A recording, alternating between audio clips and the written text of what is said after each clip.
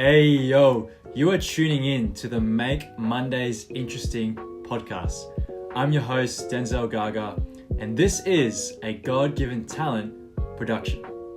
On today's episode, I have a close friend of mine, Jarrod Madsen, joining me, and I'll be asking him questions about his hobby and why it's important to not make excuses when pursuing a new skill.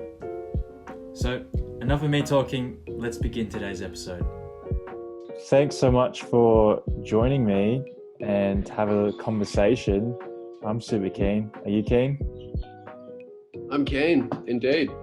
It's good to be here, Denzel. So good. Well, I really want to have a conversation, and thank you so much for being spontaneous with me, because this was a last minute organization of getting you on. And That's fine. It's fine. But I thought about having you on because I'd love to ask you about your rings and the fact that you make rings. So tell me about that. Yeah. Like, when did you start making rings? Yes, I guess you could say that I make rings. I tattle with it. I wouldn't say I'm a professional at all. But it's something that I enjoy doing. It's a hobby that I've kind of progressed enough to be able to make rings for friends and family and sell a few now, which has been cool. But yeah, I started making rings probably, I'd say I actually started like the hands-on process probably 4 months ago, I think. And then before that, it took probably about 2 months of reading things online, ordering certain tools that I needed, figuring out kind of like what silver I needed, what the process was. So yeah, after about 2 months of that, I've been making them hands-on for about 4 months now. Yeah. Yeah, so cool. And to tell me, like, out of all the hobbies and skills you could have picked in the world, why was it ring making? Like, what got you into doing it? Oh, that's a good question. It's a good question. I still kind of try and think about it and figure out exactly what got me into it myself. But I think originally I've always worn rings. It's just something that I like in a way. Two kind of like aesthetically pleasing things that I love are rings and rugs. I don't know why, but I feel like two R's. Yeah, 2 R's, exactly. I feel like you can find some really nice looking and quality made rings and rugs. So when I'd be overseas traveling, something I enjoyed doing was going around and looking at the different rings that they had. So like different places like Indonesia and India and like Sri Lanka and places like that where they'd have just like a beautiful array of handmade goods, and they'd be cheap also. So I'd find myself usually most countries I went to buying a few different rings because they were cheaper and they'd be mementos and I like them. And so it's something that I've liked for quite a while. And I think that kind of just grew, just like this love for rings. And so I study at the moment also, and I'd one day like to kind of tailor that towards maybe owning a business or something like that.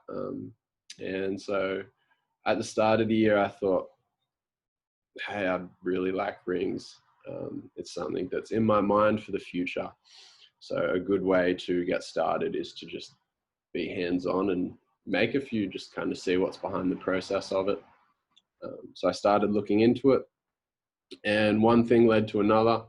I started buying things, and then it kind of just got out of control. I bought enough stuff that I needed, and I thought, well, I better start making them. And it's really enjoyable too. It's fun. Yeah. So I think I made my first ring, and I was like, hey, this is really fun, and it feels kind of rewarding. So I just kept going along with it. Yeah, cool. And all right, because you talked about rings and rugs, I got a question. If you're talking about opening a business, would the business be called Rings and Rugs, and you only sell rings and rugs? That would be pretty cool. That'd be pretty cool. Yeah, look, it could work. It could work. It's got a ring to it too, hey? The name. Rings and Rugs. I like that. Yeah. It's kind of like a thought of maybe somewhere down the track. but yeah, it was mostly just birthed out of like a love for rings, and I thought, hey, Yeah. I'll start making them, see what I can do. All right. Well, this podcast is going to be on Spotify, but it'll also be on YouTube. So for visual, Cool. Can you show us your rings on your finger right now?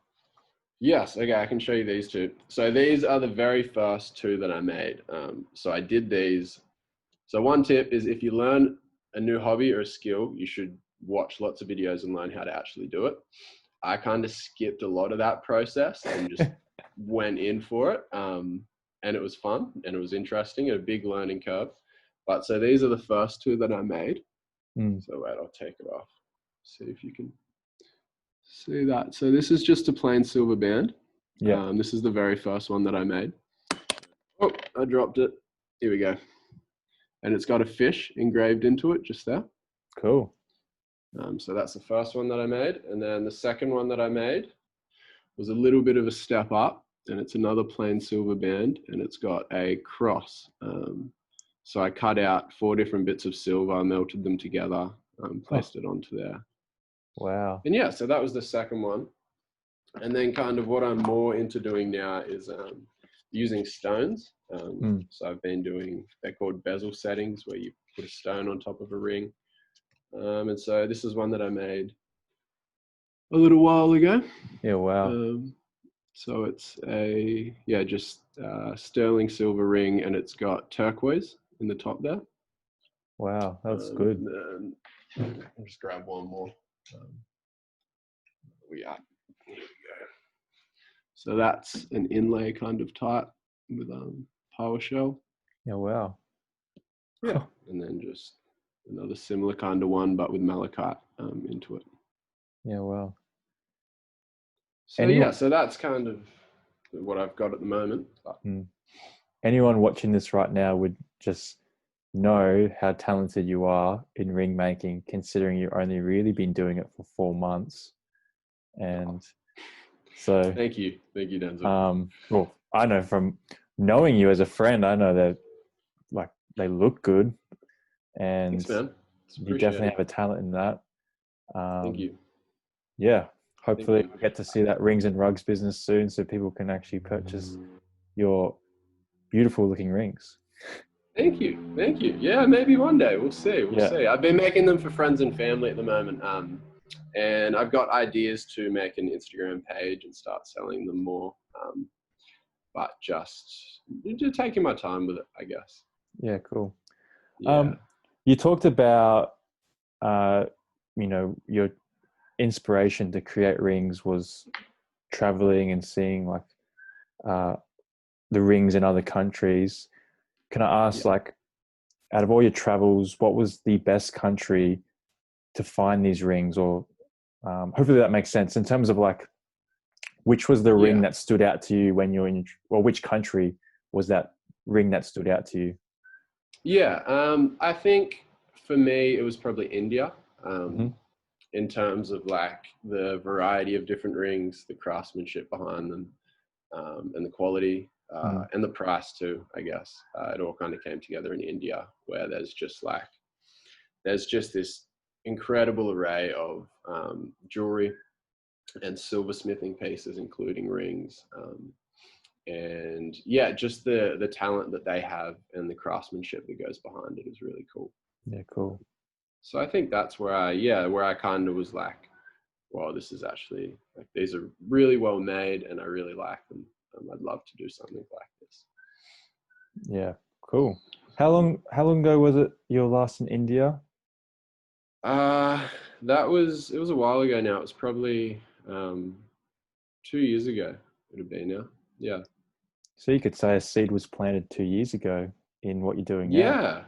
Yeah, I think so, definitely. It definitely mulled over in my head for probably about a year. And I remember like throughout that year mentioning to people, when it had come up in conversation of like, yeah, I'm thinking about maybe like starting to make rings or do something with them. So it was something that I thought over for a long time. And I think it was just one day I was kind of like, well, it's not going to happen if I don't do anything. So I did something, and here I am. I would like to ask then, because I know a lot of people might be tuning in and listening to this or watching this, and they were like you a year ago, where it's like, oh, I want to do this, but they haven't done anything about it. So what would you say to anyone that's wanting to learn a skill or start a hobby, but haven't started and or making excuses from starting that hobby? What would you say to them? Um, I'd say do it. I think it's like a very simple answer, but I think do it. If it's something if it's not just like an overnight thought of one day, like, hey, this would be really cool, and then you kind of jump into it. There's nothing wrong with that, but I think it's good to think things through, even if it be only for a few days or a week. And if your mind's set on it and you want to get into something, I think just taking a first step into it is important. So like for me, I think kind of how I go about it is like when I've gone traveling, like in the past, the first thing that I do is I book a flight. And once I book the flight, it's like, well, I'm locked in, I have to go. So then I have to organize it. And with rings, I took a kind of similar approach where I'd been thinking about it for a long time. And I thought, okay, what do I need? And one of the things that I needed was, it's called a flex shaft. So it's kind of like a handpiece that's electronic. And it's the most expensive thing to buy in the process of making rings, if you choose to use it. So I was like, all right, I'm going to buy that straight up. And I bought it and I thought, all right, I bought this. So now I'm pretty much locked in. I have to do everything else with it. So I think for me, what works at least is kind of thinking it over, being like, yeah, this is something I want to do. And pretty much just taking the biggest step I can first and then like figuring out the rest from that because I've already locked myself into it. Yeah, cool. Yeah. And I think enjoying the process too, of learning something new and of reading about it. And even though it might take a while, I think like there's so much fun and joy to be found in that too. Yeah. Did you ever have doubt when you started moving forward? Like how many times, like, did you have doubt? Yeah. Describe that feeling. Definitely. I think for me, it was kind of like I did a lot of reading and research to what I'd need. And I was lucky enough to speak to someone who is established in ring making, which helped a lot. So that's a good piece of advice. Talk to someone who does what you want to do. Even though it might be kind of nerve-wracking to approach someone about that, it definitely pays off. And I think like I got everything I kind of needed, and then it was like, all right, I'll make a ring. So I made a ring, and the first one I made, I melted completely. The second one I made, I completely destroyed. It took it took a lot of frustration, and it probably took me like around 10 hours or more to make my first just plain silver band that I showed you. Yeah, wow. Which now I can do in like 40 minutes, but at first it took like 10 hours and probably 3 different tries. So it was really frustrating. I would say that before it became really enjoyable, it was really frustrating. But even that made it more enjoyable because it was like the reward of finally actually making something that looked good after botching so many attempts. Yeah, wow. Yeah. That's so good that you say that. I think I'd probably say people around our age can so easily give up when things become too hard, or read into the process and it's like, oh, it's a lot harder than I expected it to be. And I'm like seeing the finished work of what you've got now proves that early tough stage, you just got to push through and never give up. And it's like learning everything new. Hey, I guess in a way, like you've been getting into surfing lately. That's true. I have been. Yes, Denzel the surfer, and I'm sure, like at least for me, when I started out, it was more. It was fun at first, but the fun definitely came after the frustration a little bit, with just learning something new, I guess. Hey. Yeah. That has to be a new saying. The fun comes after the frustration. Yeah, it's fun. Like, it's important to enjoy the process of being frustrated, but it's like, I don't know. I found that the fun came after the frustration, but like the whole process was worth it, definitely. Yeah. So now we've been talking a lot about rings, and people will probably be like, how do you even make a ring? So can you describe the process from start to finish of making a ring? Yeah, sure, I can.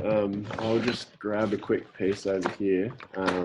So making a ring is kind of a lot more steps than I thought when starting out, because there's a few different ways you can go about making a ring. So you can do the whole thing from scratch by hand, or you can do a thing called wax casting, where you kind of like shape what you want out of wax, and then you pour silver into a machine and it kind of sets it in that shape. And so what I did to start out with, and now what I use, is basically just doing it from scratch by hand. So what I start off with is this. So this is a sheet of sterling silver, which is about just over 1 millimeter thick. And so what I do is I have a handheld saw, which I use to cut through this. So I'll measure it down to the millimeters along it, basically how long I want it to be and how thick I want the ring to be. I'll cut it out. And what I'll use is these little puppies here, which are needle files. So I'll sand it down, kind of get the edges smoother rather than rough. Could probably flip the laptop around and kind of show you this area, if that works for people who can actually see.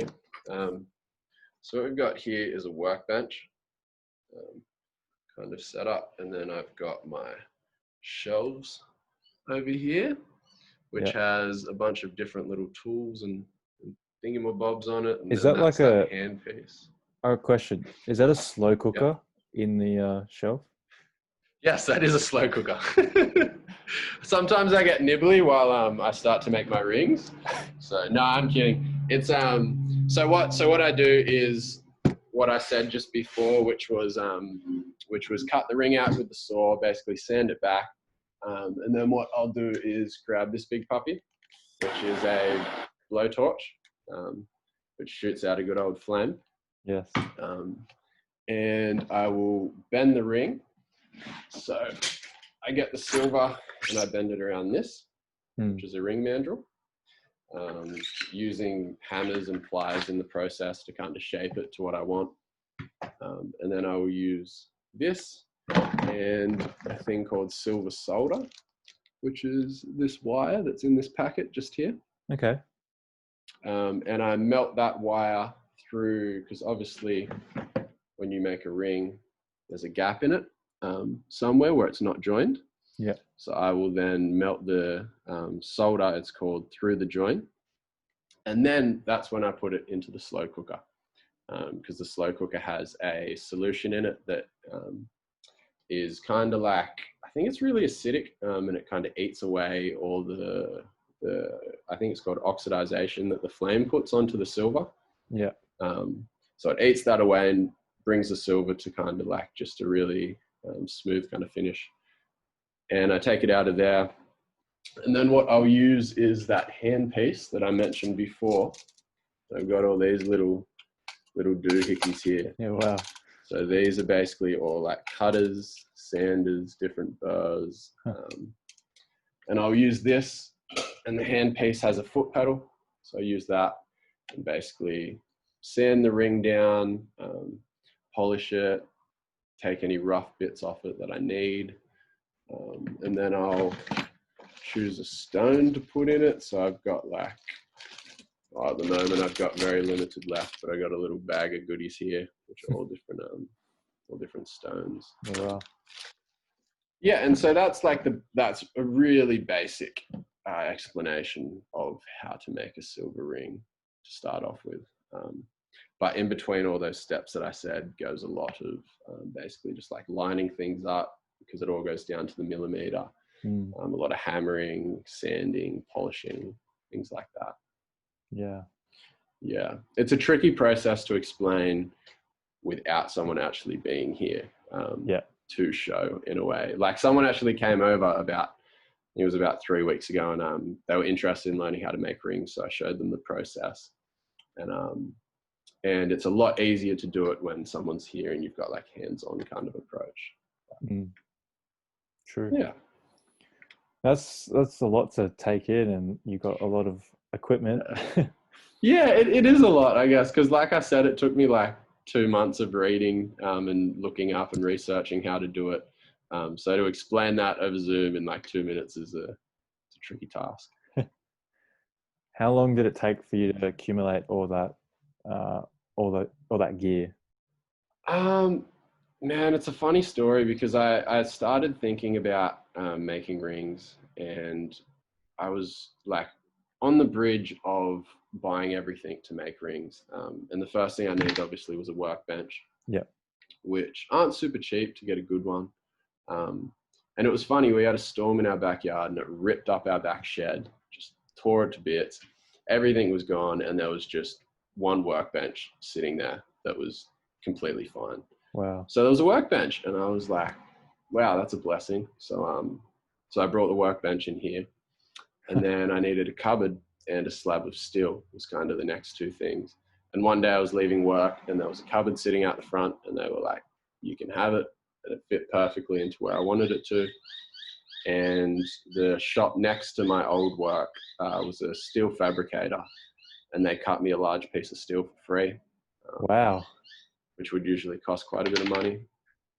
So yeah, it was a really interesting process because I got all these things for free at first, and I was kind of like, all right, this is a blessing.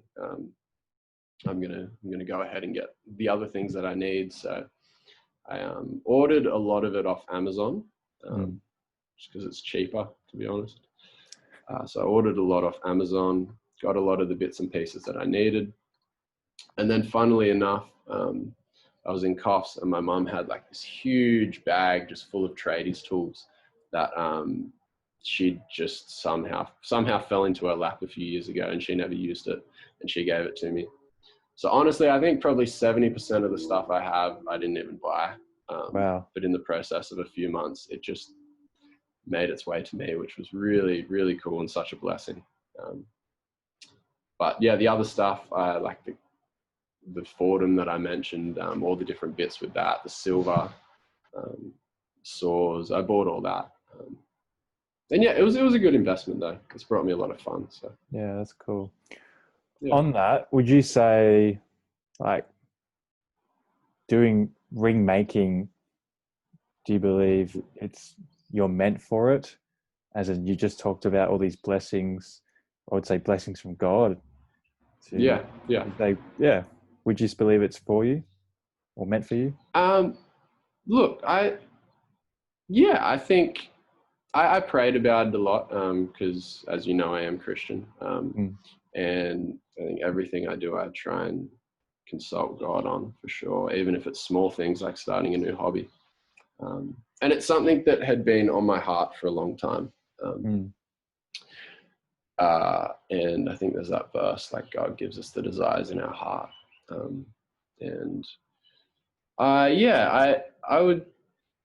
don't know if it's something I'm meant to do, but I definitely know God blessed it. And I know where I am now is intentional and where I'm meant to be. So I think time will tell with that, really. Kind of just, I pray about things and go with the flow. Yeah. And it tends to work really well.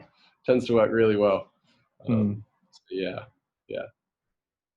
I guess it's like, well, obviously the channel is called God-Given Talent, or my channel. Yeah.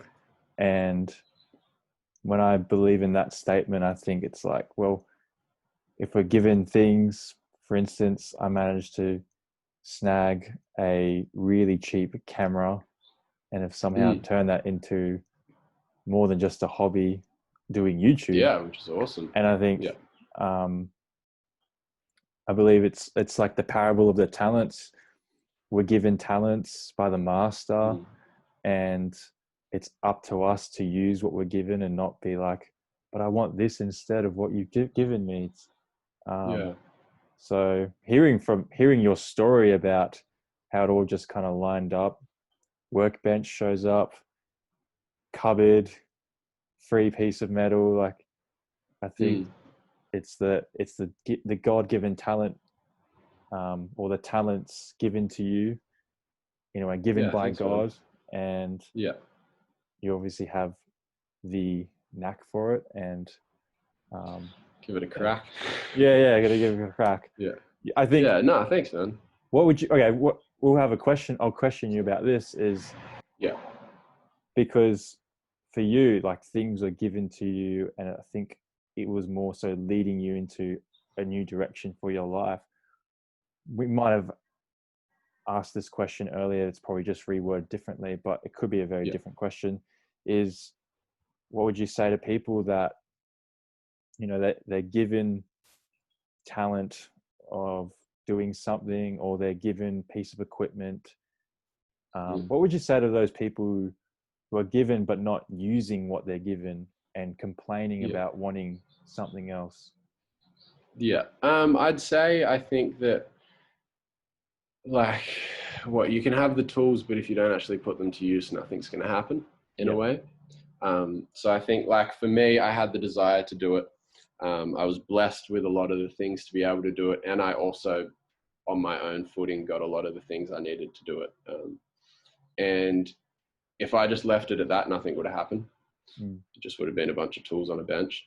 But it's the actual effort behind it to actually make it into something, I think. So I think, like, we can be given tools, and then it's up to us to use them in a way also.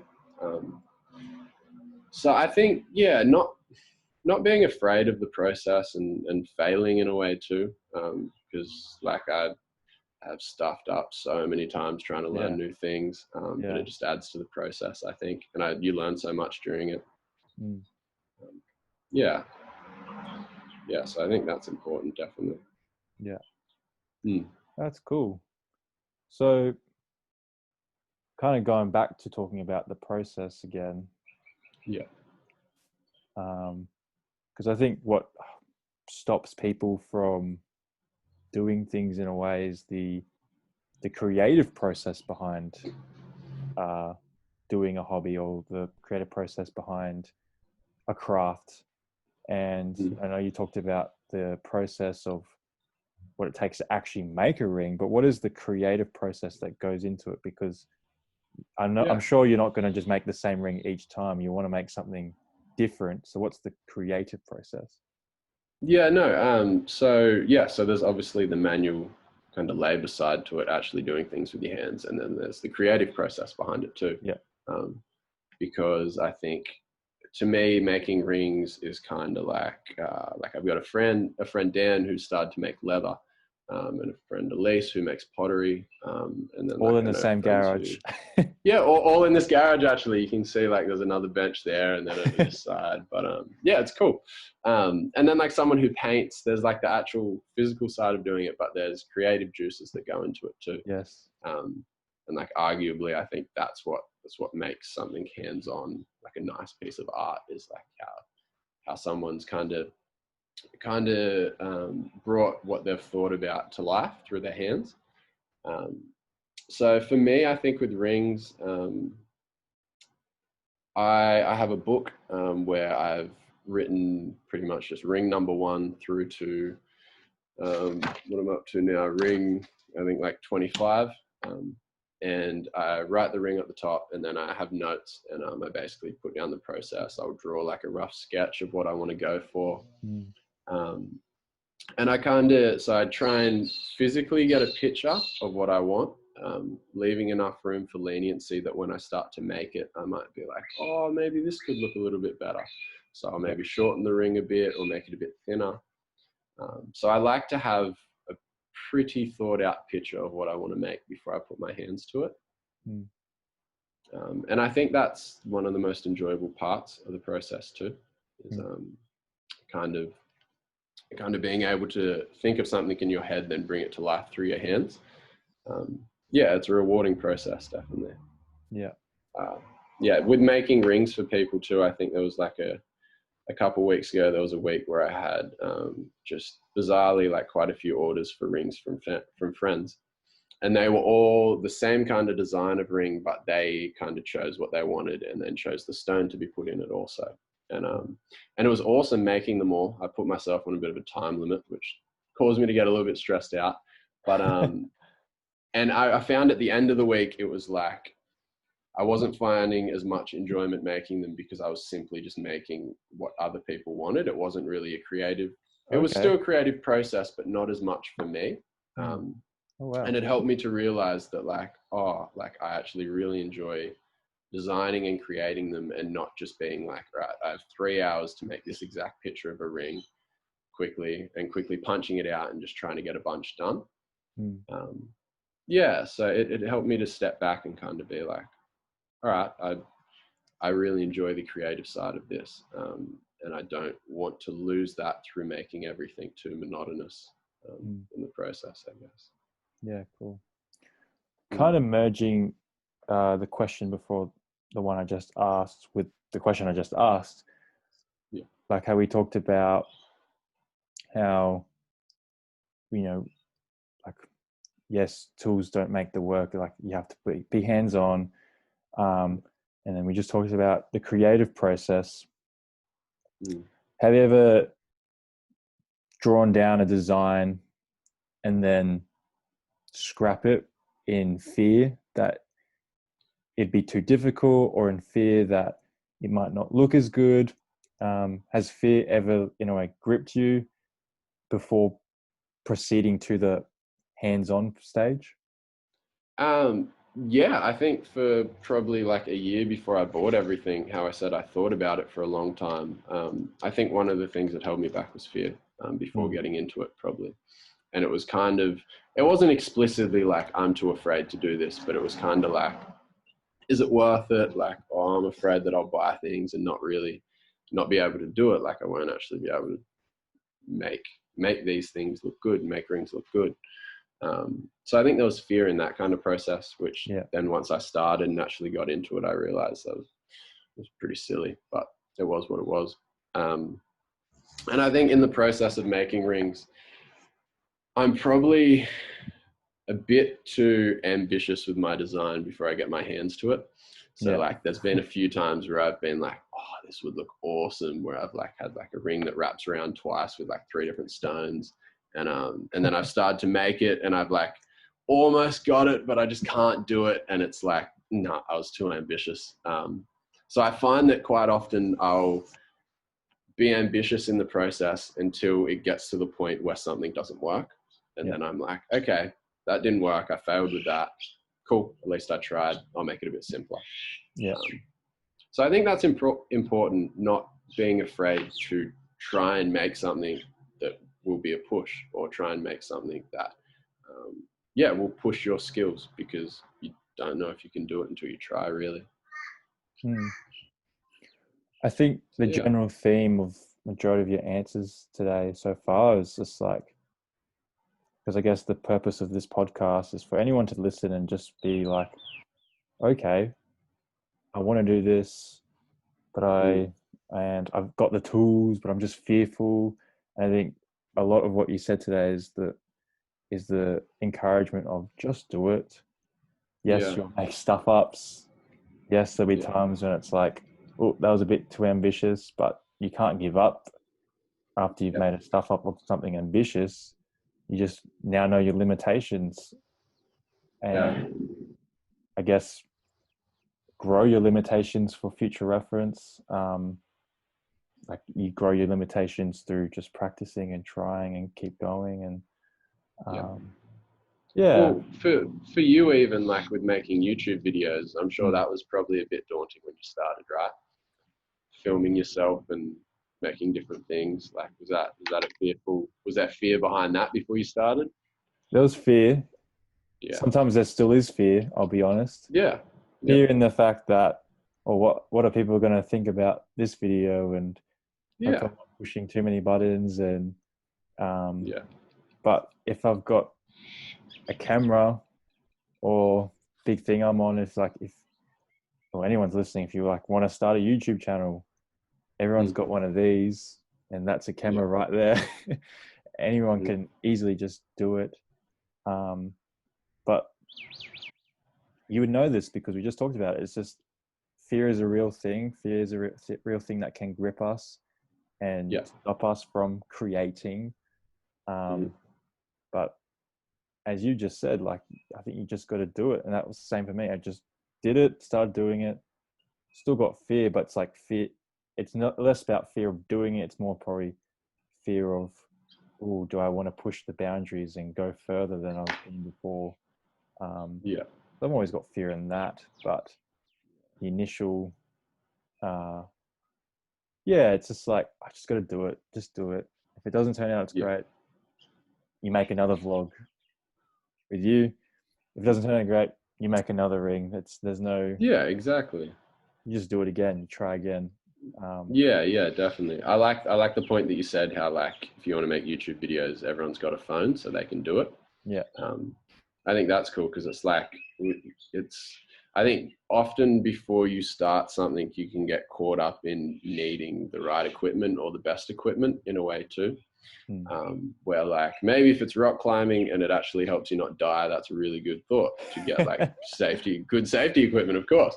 But when it's like maybe filming YouTube videos, yes, a really good camera will bring out a good quality, but you can start with your phone and that suffices easily.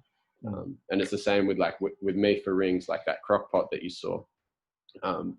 Really, when I think about it now, I didn't actually need a crock pot. My research said you should get a crock pot, and I was like, okay, so I got one. But technically, I could just put warm water in a cup and mix the solution into that. And it's like, whilst the crock pot makes it easier and it is a better way of doing it, like warm water in a cup still brings out the same result. So it's like when you're starting something, I don't think you need to get caught up in needing all the best gear to start off. It's like just get your hands on what you can. Don't get too stressed out over that. Start doing the process. And I feel a lot of the time you realize that like, oh, I don't actually need that, or I don't actually need this. Or instead of a crock pot, I can just put hot water in a cup. Instead of a HD Canon, I can just use my phone. So I think it's just encouragement to use what you've got to get into what you want to do, I guess. No, that's good. And which is part of the reason why I wanted to get you on today, is just because I know, like, I'm just inspired by the fact that you just decided to make rings in your garage, and now look what you're doing with it. And it just takes that just takes the first moment, that first step in, all right, I'm going to do it. Bang. And then you move forward. You can't move forward unless you take your first step. Completely. And I guess, look, all right, I want to think of one final question. And what was it like? So what was it like? Because we're talking about that, making that first step. Describe that feeling of making your first step, or in other words, making your first ring. Describe that feeling, or that first day, or that first moment in stepping out. I'll be honest, it was like the moment of when I had spent just so long doing research and finding out what I needed, how to do it. I finally got everything, and I was sitting here at my desk, and it's like, all right, I've got everything I need. I guess I'll make a ring. And so I watched a video, followed through the tutorial with it. In certain parts, I kind of tried to wing a bit of it. And it was enjoyable throughout, but frustrating. Like I said, it probably took me like 10 hours to make a silver band, which now I can do in like 40 minutes. So it was a very, very tedious process. And it was quite frustrating at first, but it was enjoyable and I enjoyed that. And then when I finally actually made that ring, I remember, I think it was about 9:30 at night when I'd finally finished. And I remember I'd melted the silver and it finally kind of connected right, and I'd sanded it back and it looked like a ring, and I'd engraved the fish into it. And I remember we have a couch behind here, and I remember standing up and just falling back onto the couch and just laying there and looking at the ceiling. And it was just like this feeling of like, oh, I made a ring. And it it was just so satisfying and felt so good. But I don't think it would have if it didn't take months beforehand of reading and then 10 hours before that of stuffing up. It was like all that kind of stuff that went in behind the scenes. When I finally had a ring there that was finished, the feeling was just like this satisfaction because I knew what went behind it, I think. Mm. So yeah. Would you agree with this statement then? Mm.